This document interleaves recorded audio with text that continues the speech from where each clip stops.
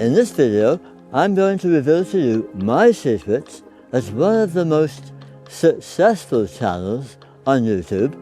I'll reveal my ups and downs, what I've learned along the way, and what I anticipate for the future.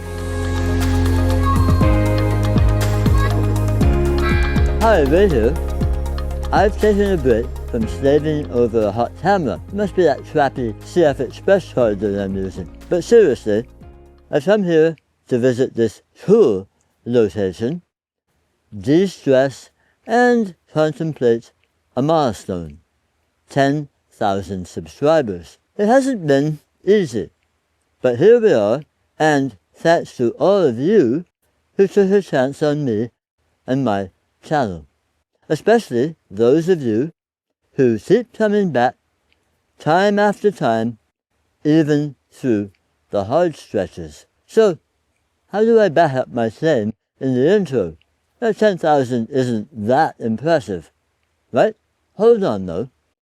According to data shared by marketing analyst Hosea Haritzko, I think that's his name, as of August 2025, there are approximately 2 million YouTube channels with at least 10,000 subscribers. Awesome Creator Academy provided similar statistics, reporting that as of August 2025, about 3% of all YouTube channels have 10,000 or more subscribers. For more perspective, there are roughly 115 million YouTube channels in the entire world, with 60 million channels actively uploading to YouTube every month. Incidentally, in regard to the overachievers, only 40 YouTube channels have 100 million subscribers or more.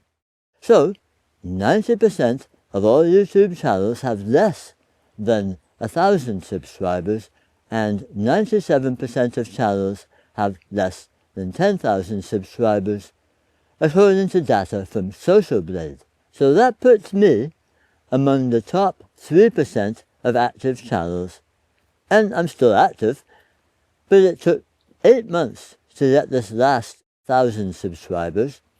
That's about the same time that it took to get from 1,000 to 2,000. Not that I'm a statistics nerd, but I do keep track. In the interim, it's varied between 4 and 8 months per 1,000.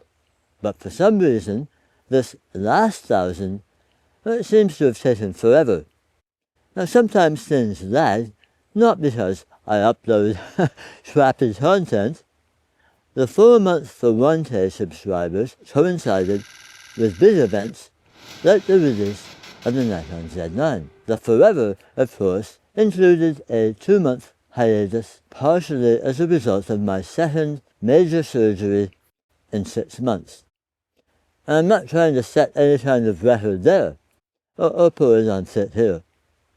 But obviously, the health challenges of the last year or so have certainly set me back in terms of what I'm able to produce here and the rest of my creative endeavors.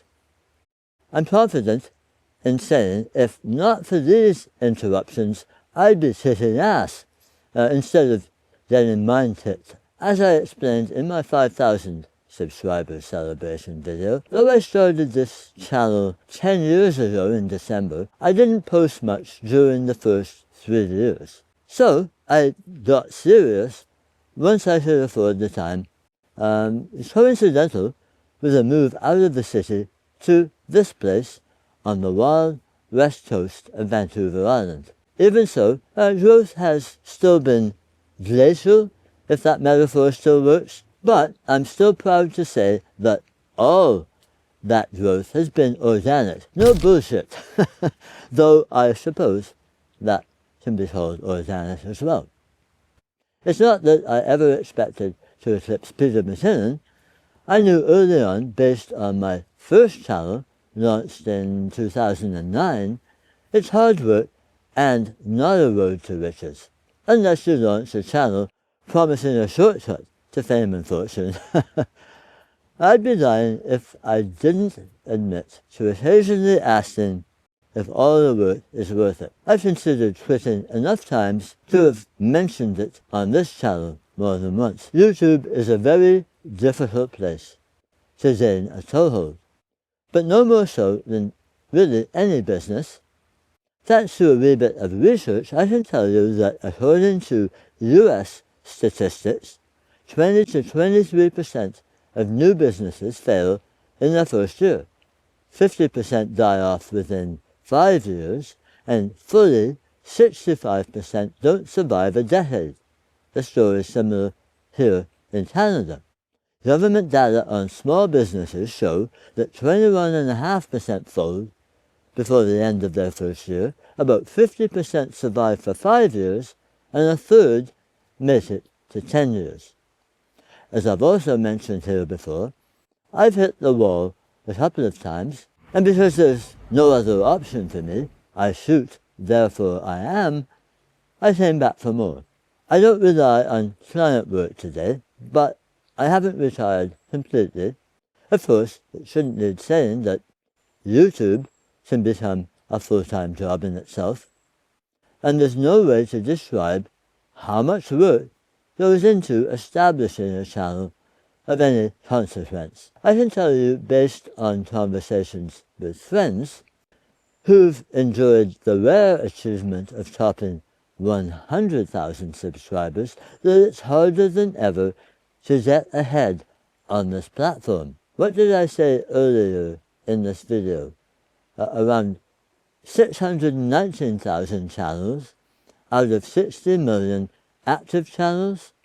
We all agree it's never been harder to survive in a space that's ever more competitive and crowded, especially with addictive short form and now AI-generated shite.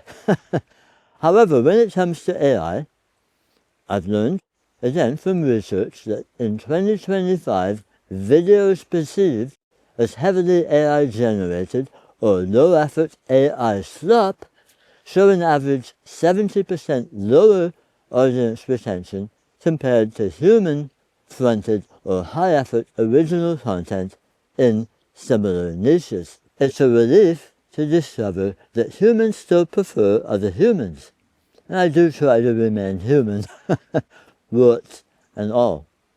And at 73, I keep taking a stab at this thing, in between getting stabbed by surgeons anyway. And as long as I have something to contribute that I think might be useful, well, I keep coming back.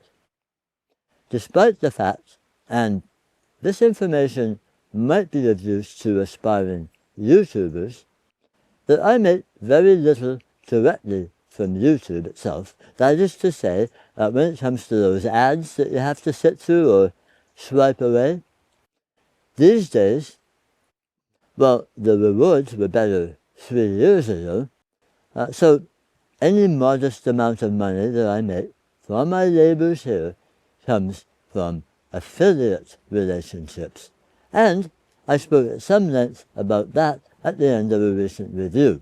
So I'll just abbreviate the main point here. There's no shame in making money for honest work. There are plenty of other non-pecuniary rewards that come, if you're lucky, from establishing a foothold on YouTube, not the least community, both in terms of fellow YouTube creators, and I've had the honor of meeting some of the best in this niche, or in the trenches, and plenty of wonderful civilians, I guess, fellow pro and enthusiast photographers and video buffs, without whom there'd be no reason to dedicate all the work that goes into creating the content that binds everything together. I've mentioned before that my father was an entertainer. He worked the stages, screens, and airwaves of the world for more than 7 decades. And a large part of what we do here is entertainment, ideally, and I'm very much aware that if that element is missing in my videos, Whatever the subject or theme, it dies at the start line. I think it was David Bailey, yeah. Another dyslexic, by the way, without other options, as he admitted in an interview. But I think I'm quoting from a book where he said, "You're only as good as your last picture." At 87, he's outlived most of the 60s icons he photographed. We'll see if his buddy Keith Richards outlasts him, though Richards is a youth of 81. So, there's that. A life in the visual arts is, I don't think it's an exaggeration to say, a roller coaster. I mean, it can be absolutely exhilarating, and at other times it can be like, let me off this ride. I can't think of a word to describe the feeling of nailing a shot on the street or even in the studio under more controlled conditions. And I should mention videography, because though I messed around a bit before I started YouTube, not counting a bit of 8mm film, I love making images, still or moving. They're both challenging and fun.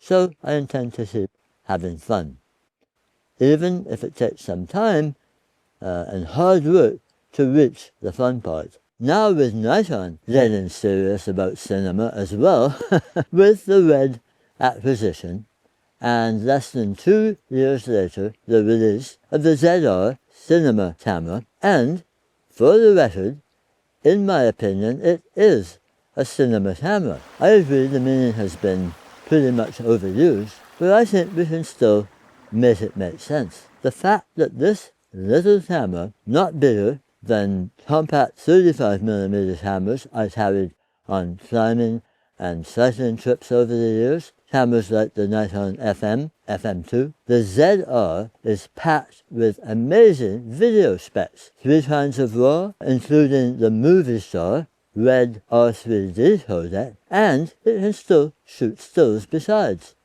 Sure, compared to larger cameras, the ZR has some compromises. I pointed them out in my review, and so have dozens of other commentators. Micro HDMI and SD, though TF Express as well, mind you. No viewfinder, which is more of a concern to some still shooters, but I don't want to wander off the point here. I think the ZR competes with, and in many respects outdoes, all the other cameras in the same niche.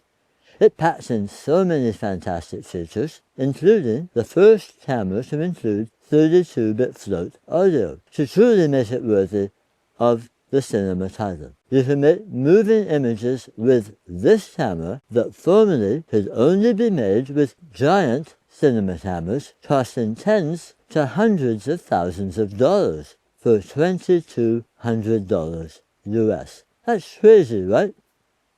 In the meantime, I do have a Z6 III, which is to say a ZR in a different body, minus the R3D codec and 32-bit float audio. Yes, I know about the NRAW to R3D hack. I'm waiting for Apple to add it to Final Cut. Or maybe I'll just have to break down and learn DaVinci Resolve. I'm sure not going to add Premiere to my Adobe Photoshop Lightroom subscription, which just jumped over 42% a year. Oh, and one more bit of related news. The project that took me away for a while this summer, well, one thing anyway, and I'm still trying to rebuild the channel afterwards.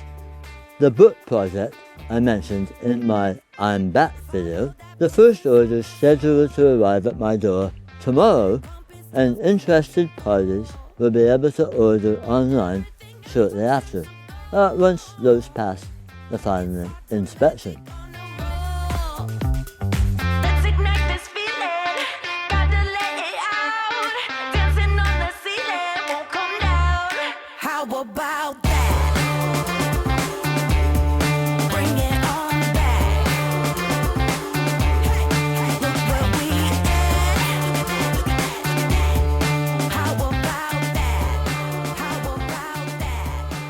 Well, that's enough about me.